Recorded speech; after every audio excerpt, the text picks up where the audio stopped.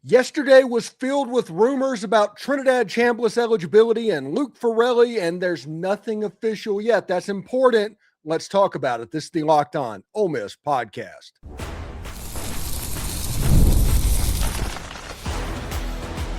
You are Locked On Ole Miss, your daily podcast on the Ole Miss Rebels. Part of the Locked On Podcast Network, your team every day. Welcome to the Locked On Ole Miss podcast, the most watched Ole Miss podcast out there. I'm your host, Stephen Willis, a 10-year veteran member of the national media with Yahoo Sports and a former Ole Miss staff member as well. We're part of the Locked On Podcast Network. Now it's the number one sports podcast network in America. That's all because of fans like you taking in content like this. Thank you very much for that. On today's show, we're going to break down Pete Golding's nearly flawless two first months as head coach of the Ole Miss Rebels and why the early returns could not have gone much better, honestly.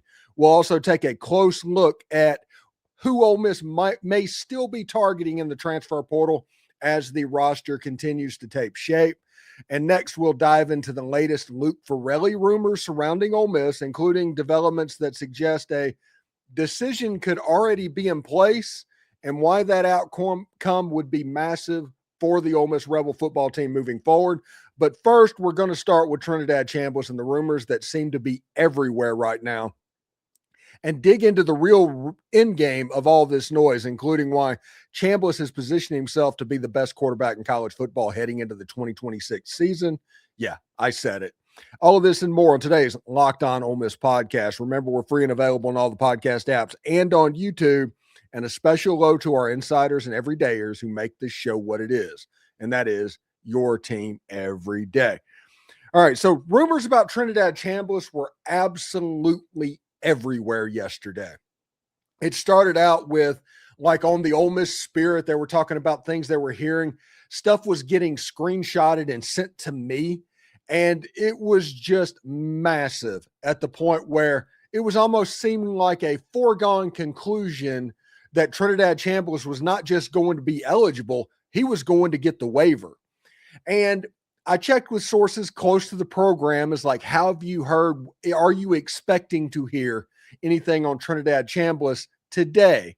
And the answer I got was possibly. So by the time I record this, it's about 10 o'clock Eastern time right now. Anything that comes after that, I apologize, but we tried to wait as late as we could today to hear what's going on.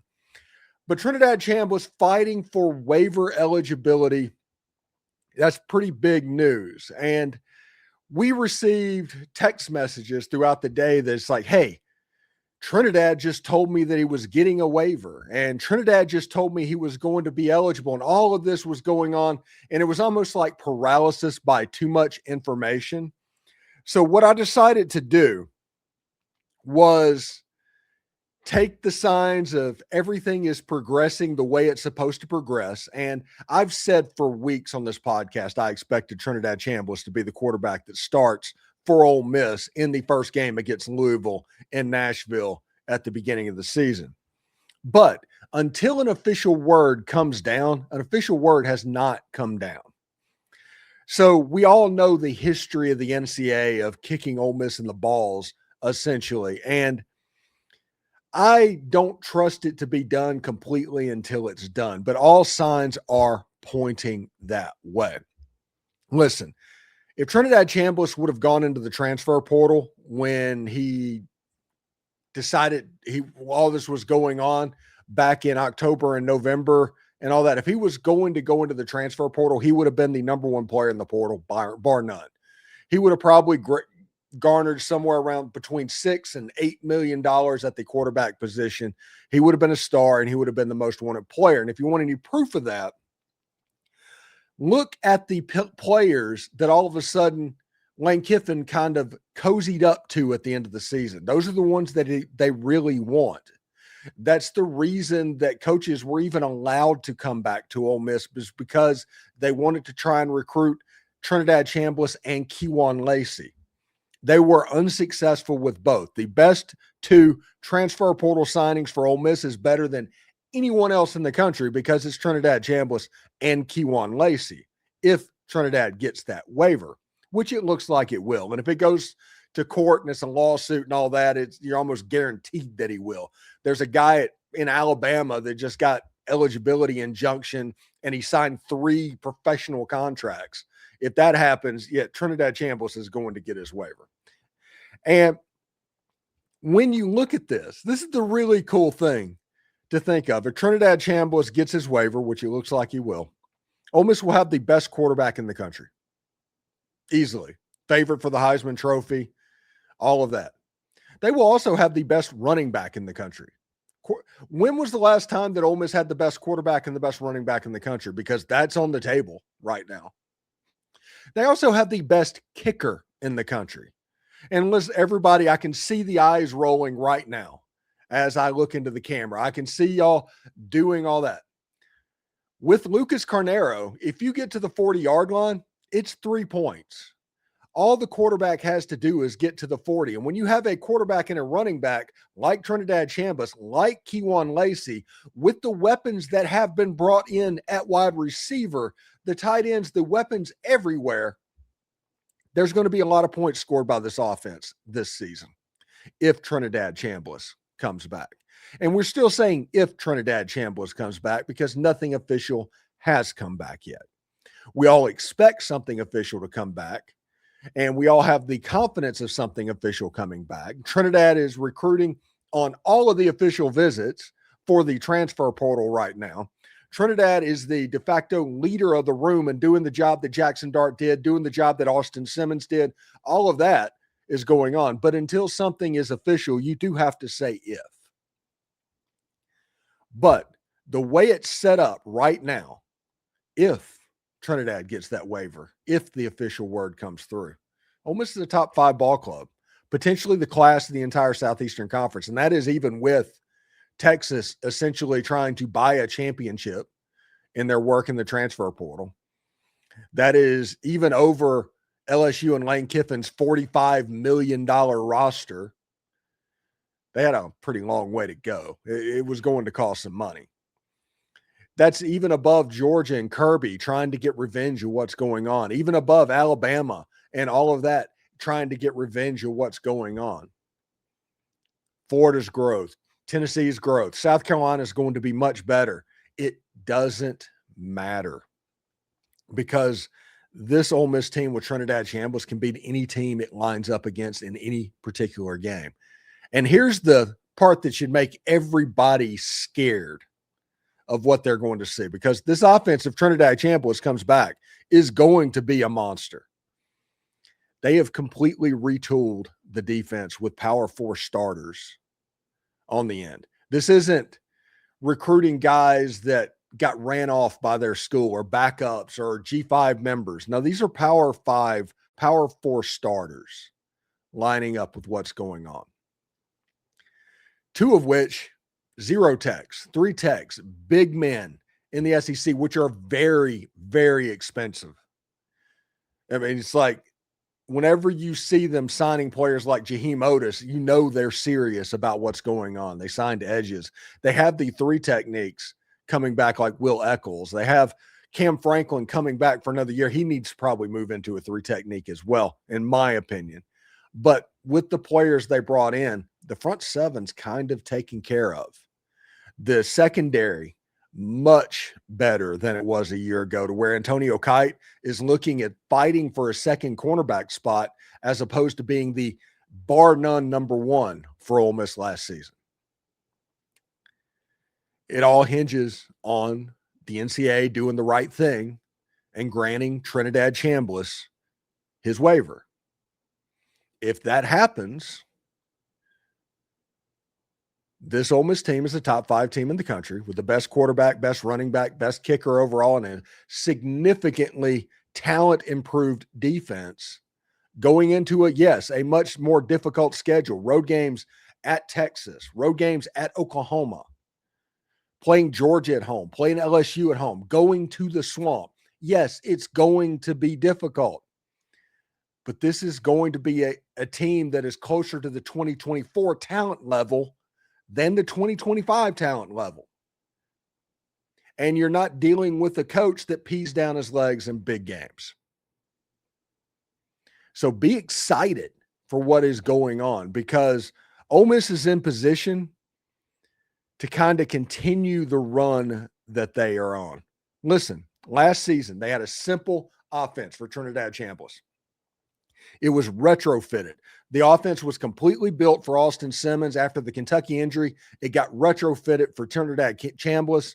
He was 294 for 445, 3,937 yards, 22 touchdowns, and 3 interceptions. Led Ole Miss to a national semifinal, and honestly should have been in New York for the Heisman Trophy, and would have been if it wasn't for his former head coach not doing anything to promote him.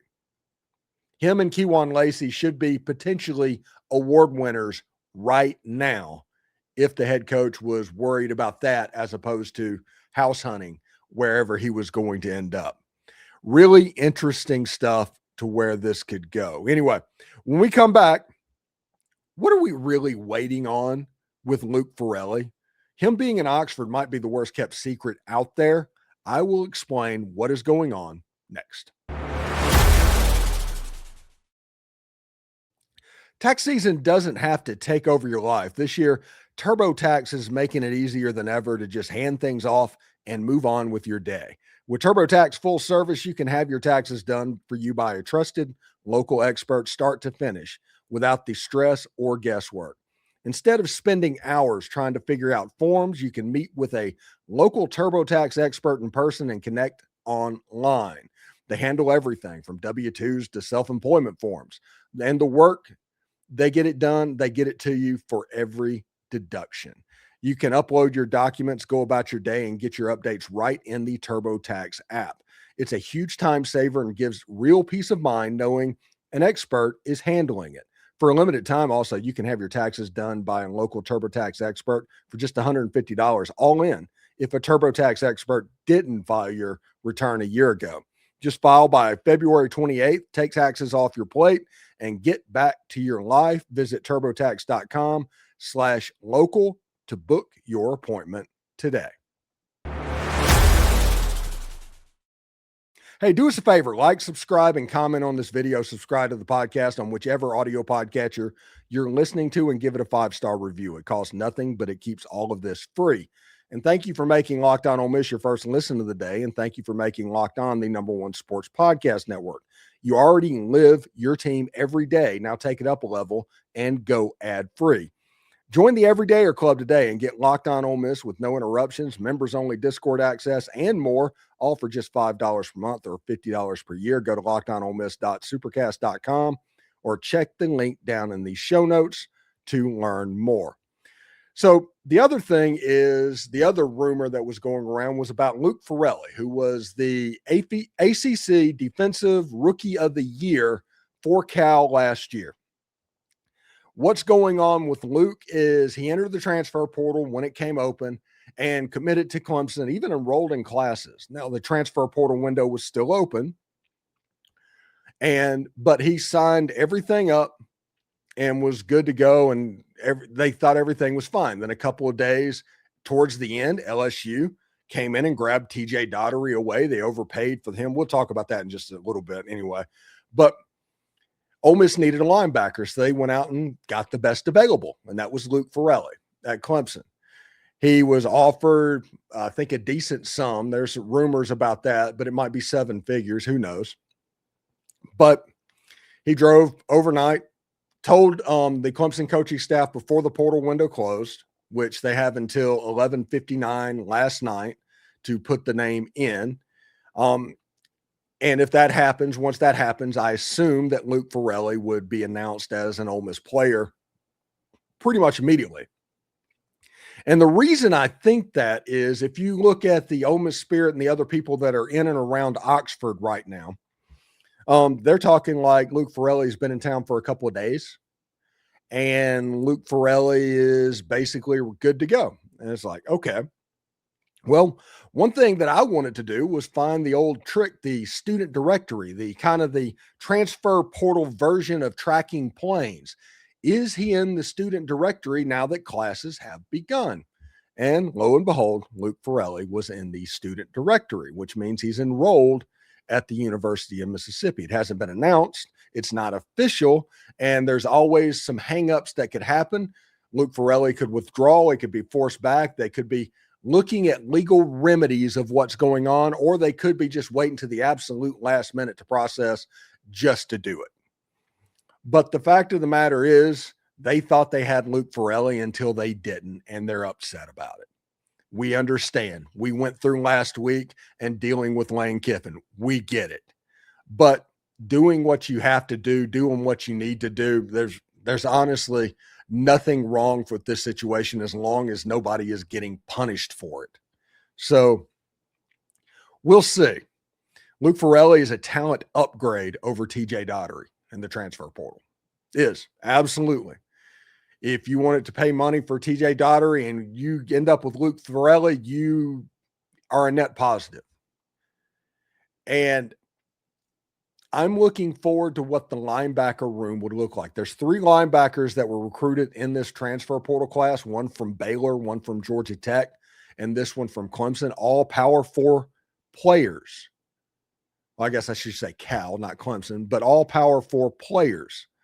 They might have played in the ACC. They might have played in the Big 12, but it's still the Power 4 for what they can bring to the table. And you have to replace a green dot. Everybody assumes that it's going to be Keaton Thomas, the linebacker transfer out of Baylor, but it could be Luke Ferrelli. The question that I have is Keaton Thomas is almost identical to what Chris Paul brought to the defense in 2024. What Andrew Jones did at the end of 2025. He kind of plays the position in a similar way. Luke Ferrelli kind of plays it the same way as far as schematically as what TJ Daugherty did. So you can almost see them playing side by side with the transfer from Georgia Tech kind of spelling them from time to time. The fact of the matter is that defensive line is as good as I think it's going to be. It's not going to matter who's playing linebackers because they are going to clean up, because that defensive line is going to be a problem to block. It legitimately is going to be a problem.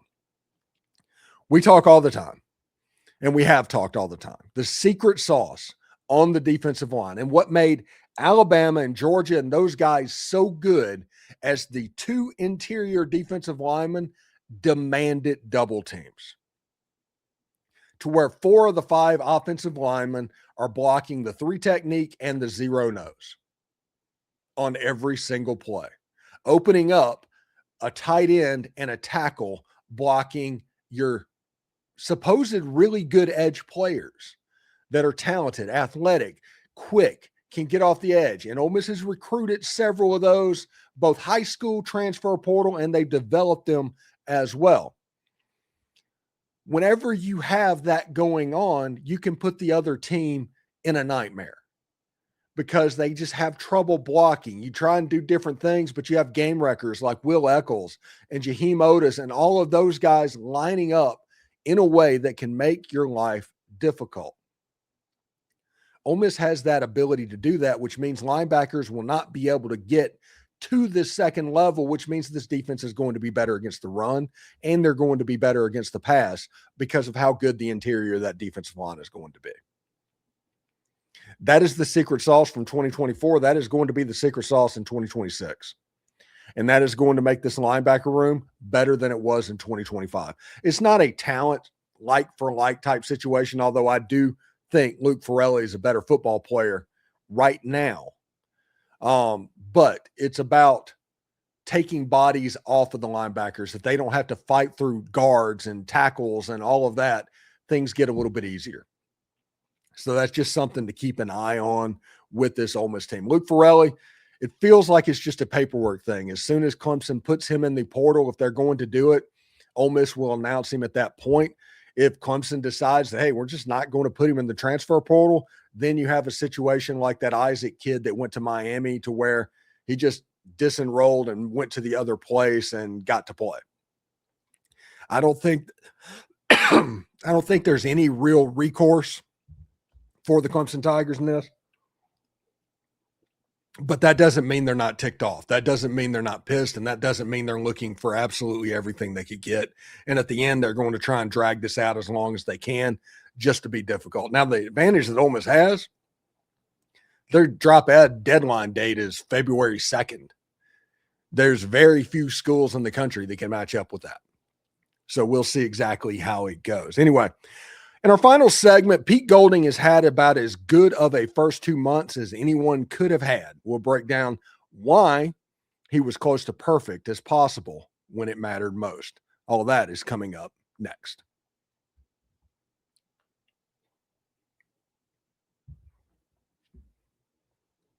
So Princewill Umanmielen ended up going into the transfer portal yesterday, just like we talked about. It was just a buyout. It was always a buyout. He was always going to go with the way it worked. Because of the holiday, though, it got drug out because of a 3-day weekend.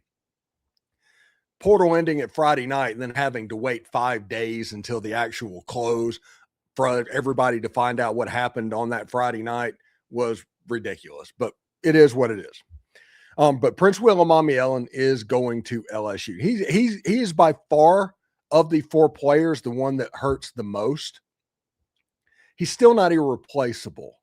Now, you're going to hear from LSU fans, and I get it. I understand this at all. I mean, I'm not even necessarily making fun of them about this, but you're going to see that basically they just grabbed some prime LT playing defensive end to go with prime Patrick Willis playing linebacker.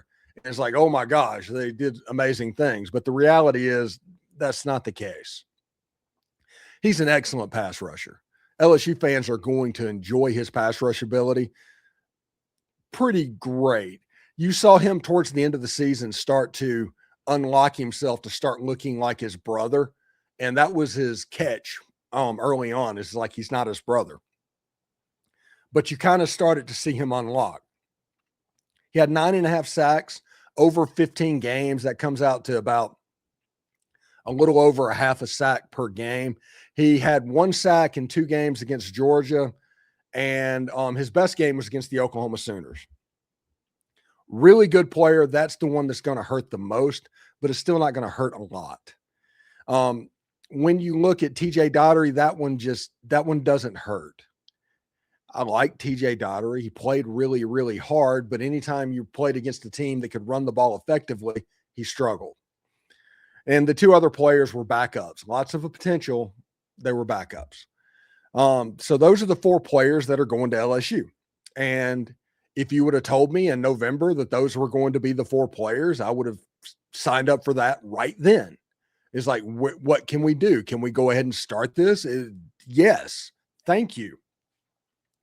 So Pete Golding managed to get through the transfer portal with that while adding the nation's number 2 transfer portal class, according to 247. Not necessarily in numbers, but in quality is just absolutely amazing. And when combined with the high school recruiting class, Pete Golding was able to pull in short notice a recruiting class that is the best one that Ole Miss has ever had in the NIL era. Ole Miss has never had a transfer portal class and high school recruiting class that averaged out to this. I think they're 13th in the country right now. And that's pretty cool too. Then you had to get a coaching staff together for the playoffs, because whenever we all know about the ultimatum and what went on and how that was pure chaos when it went down November 30th or December 1st or whatever day that was. And he was able to secure that, like, pretty clear, to the point where the first 2 games, the whole staff was there offensively. And that was pretty neat. While that was going on, he was finding assistants to come in to replace that staff. He basically had the brain trust of the offense in place while the other coaches were in Oxford. So cool. Unbelievably cool. They were able to put together a list of transfer portal and all of that as it was going on so they could tack this immediately. It was absolutely amazing. Pete Golding in press settings was absolutely amazing. It was something that was captivating, where it's like, hey, he's going to be a star. If he wins games, he's going to be a star. And if you talk about on the field results, when 2 out of your first 3 games are playoff games, or 2 out of 3 games are your first games in the playoffs, and you win 2 of them, that is pretty good, including coaching a game so well that Kirby Smart blinked. It was Kirby that blinked. The GOAT in college football was like, wow, okay. Unbelievable. Pete Golding, over his first 2 months, hasn't really put a foot wrong. To my knowledge, I haven't noticed anything. Everybody is happy with what is going on. And now he even said, hey, we're going to bring Deuce Knight into the transfer portal as a backup, and Trinidad's going to be eligible. Think about that bet that he made at the very beginning of what was going on. He didn't go out and waste a ton of money on some quarterback that is in the transfer portal that you might be thinking of. No, it was Trinidad. We're going with Trinidad, and it makes sense. He's the best player at the position in college football.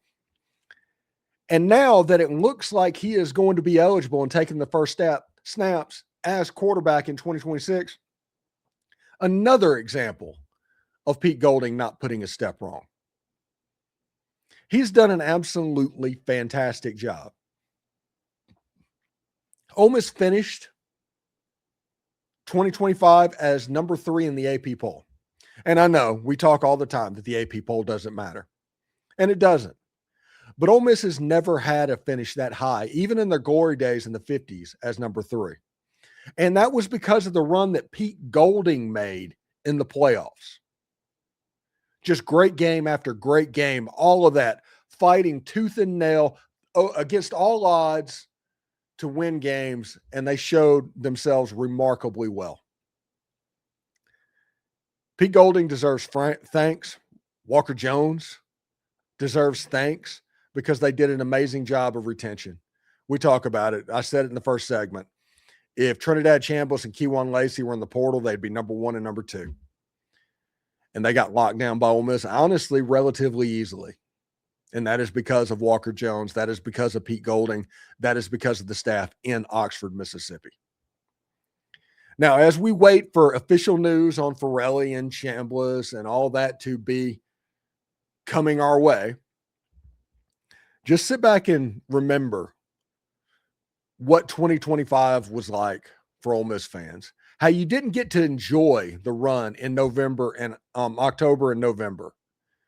But December, man, you got to really enjoy the run. And that's another thing that Pete Golding did right. He allowed you to enjoy the situation that was going on. Pete Golding, he hasn't put a step wrong to this point. We'll see how it looks moving forward. Anyway, thanks for tuning in to the Locked On Ole Miss podcast. We're going to continue to talk about the transfer portal and Trinidad Chambliss all week long. So make sure you subscribe and follow the show so you get all the episodes. We're on all the social channels, so check that out as well. If you never miss an episode, the Everydayer Club is built for you. Check out Locked On Ole Miss ad-free, plus members-only Discord access and more. Head to lockedonolemisssupercast.com to join the club. For those of you on video, we're going to send you over to the first ever 24/7 National Locked On Podcast Network YouTube channel. On audio, make sure you make your second listen Locked On College Football or Locked On SEC. It is looking like Trinidad's going to be back sooner rather than later, and we're waiting to find out about Luke Ferrelli, and there's still more action to happen in the transfer portal window. All good things. We'll talk to you later. Hotty toddy.